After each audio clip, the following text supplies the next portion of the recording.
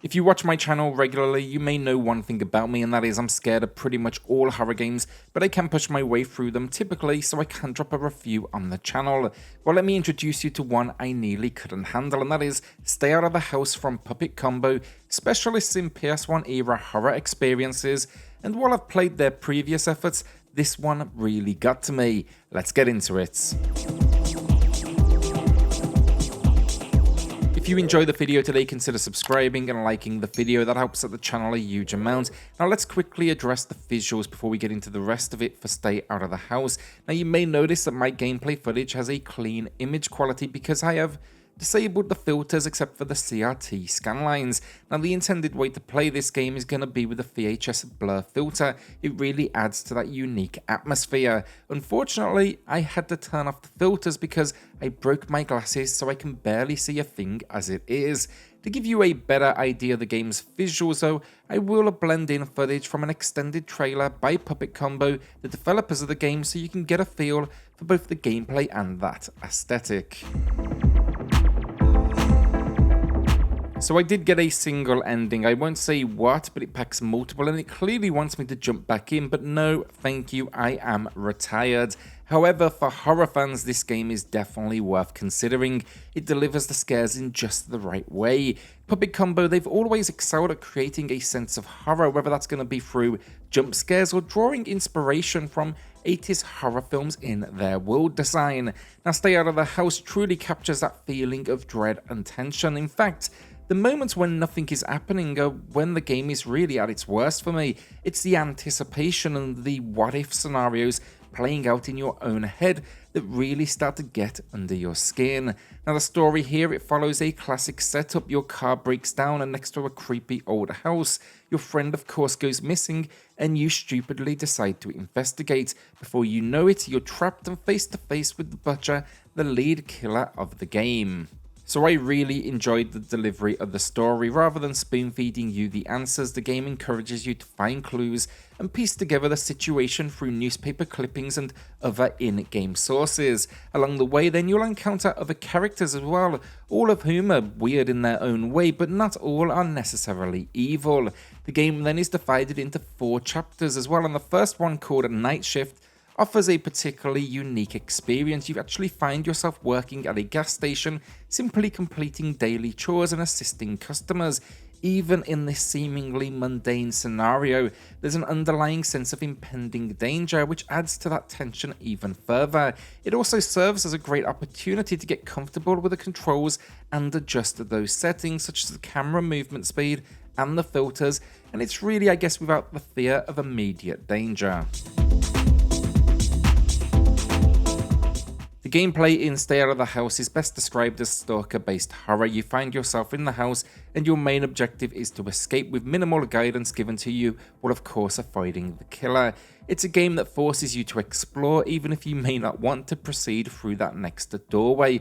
I'll admit myself, there were moments when I just kind of stood still, hesitant to move forward. The game also cleverly uses its items. These things are meant to help you, but they only really serve to intensify the terror. For instance, I found a lighter and a sound device early on. I chose to use the lighter despite my concerns about it being easily noticeable, and then the sound device ended up causing more harm than good because every time it even flickered, I had a panic attack.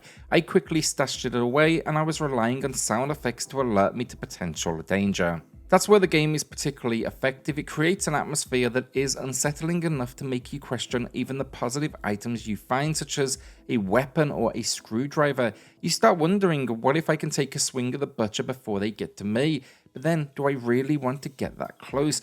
What will the result be? However, the butcher as well isn't the only character you need to worry about. The grandma is here too, and she sips all over the place at a high speed in this crazy electric chair that it seems can fly up staircases as well. If she sees you, she screams and the butcher comes to play.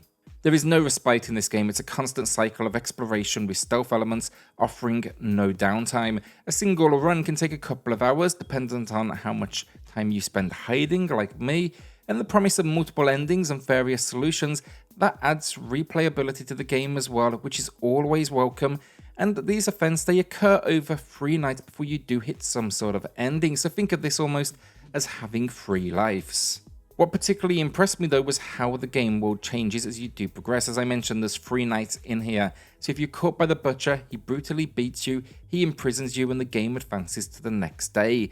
Now upon escaping again, you may find that the house has changed with added security cameras, optimized rooms to prevent easy hiding, even some brutal bear traps.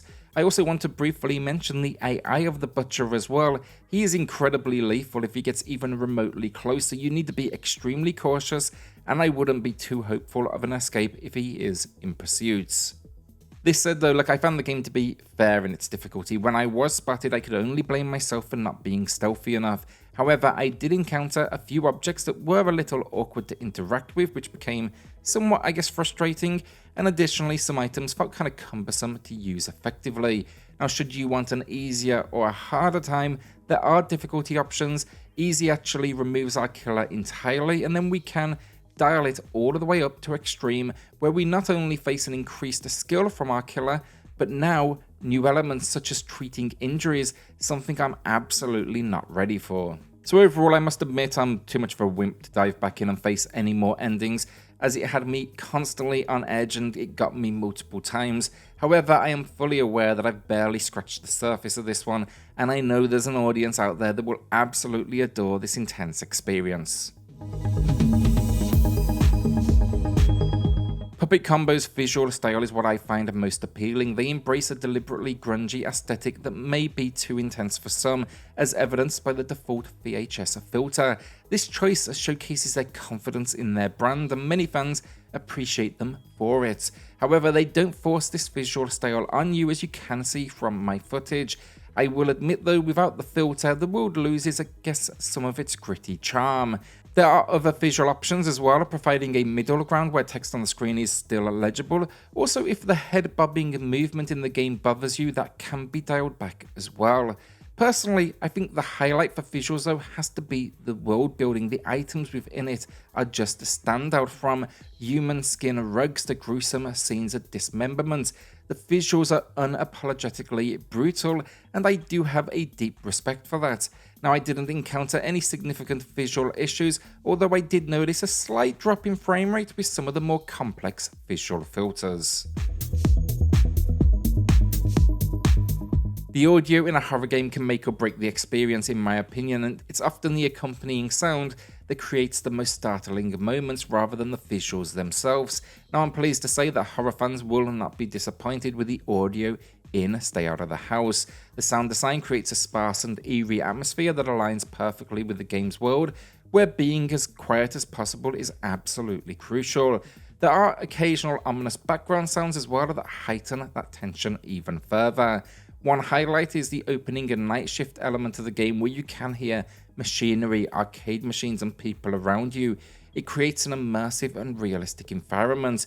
Once you do enter the house, however, every sound becomes a source of terror as you try to determine whether it's simply the creaking of an old house or the approach of someone who may pose a threat. The audio in Stay Out of the House effectively amplifies the suspense, and it will keep you on edge throughout the game. Stay Out of the House maintains Puppet Combo's signature grimy old school horror vibe, but with added complexity in its design that pays off. Now, as someone who has enjoyed their previous games, I found that this one brings a fresh experience to the table. It gives you a greater sense of control over the situation, and the ever-changing location instills a constant feeling of curiosity and dread.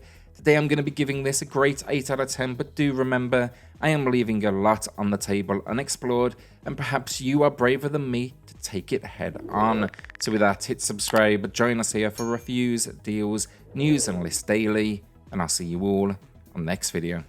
Thanks everyone.